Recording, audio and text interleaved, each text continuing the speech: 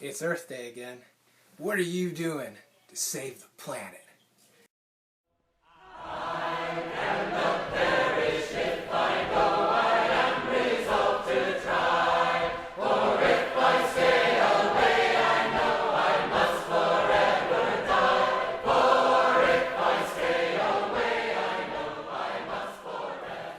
Earth Day and myself, and probably you as well, we have a long history. If you're part of my generation, you've grown up with this environmentalism stuff being just crammed down your throat. It's been taught to us from a young age in cartoons, in the government schools, you know, Captain Planet and all that. That's what I grew up on. And I remember distinctly, just to give a story, I remember this time, it was like 3rd or 4th grade, something like that. And our school, or at least my grade, we had to do a project on, you know, some endangered species. And so I ended up doing the humpback whale. And, you know, everybody wanted the bald eagle.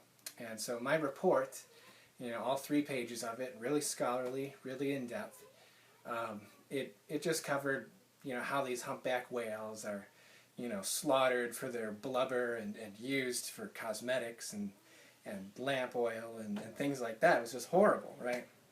And aren't we just horrible people? Our human beings suck, right? That's kind of the message of environmentalism.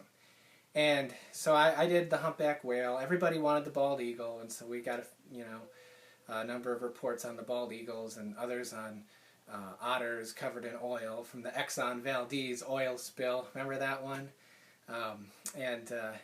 You know, other people, stuff being destroyed by acid rain. You never hear about acid rain anymore, right? It's kind of funny. It's one of those ones that's fallen by the wayside. But so I grew up on this stuff. And I remember distinctly in class there was one video they showed us. And it was this pristine scene. It was this rainforest. And everything was idyllic. The birds were chirping. The animals were frolicking about. Everything was having a good time. All was right in the world. And then, bam! You know, this bulldozer just comes rumbling in and just mowing stuff down, just leaving devastation in its path. And then the next scene they showed in the movie, it was this logger with this chainsaw, and he's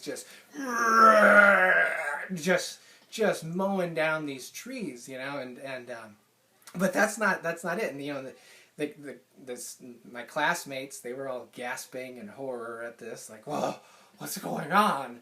And but that's not the best part.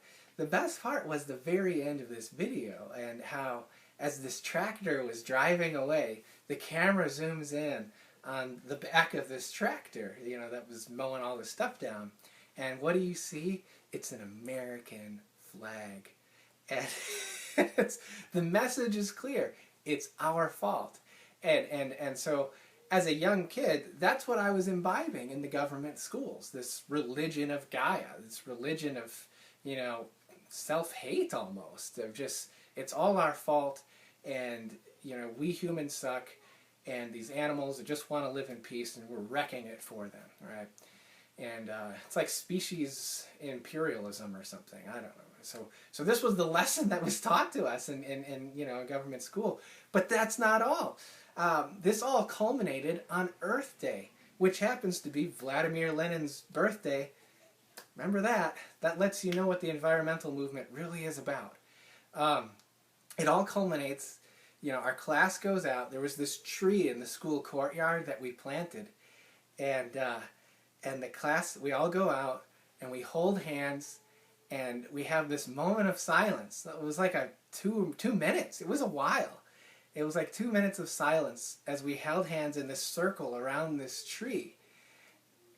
And I guess we were supposed to be praying for the planet or something. It was supposed to be for Mother Earth. And I remember this, and there was people, they were crying.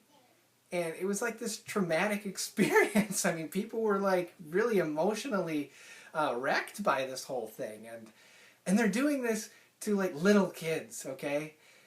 You can't pray in school, but you can hold hands and worship a tree in school and worship the planet. Way to go, government school. You know, and So that's what's going on. That's what I grew up on. And so from a young age, I always saw environmentalism as a very noble thing. And I saw saving the planet as something laudable, something that we all need to strive to do, something we need to work for. And as I've become an adult, I have since come to question, seriously question, the whole environmental movement and its goals. I'm very skeptical about the actual goals and intentions that are behind the environmental movement.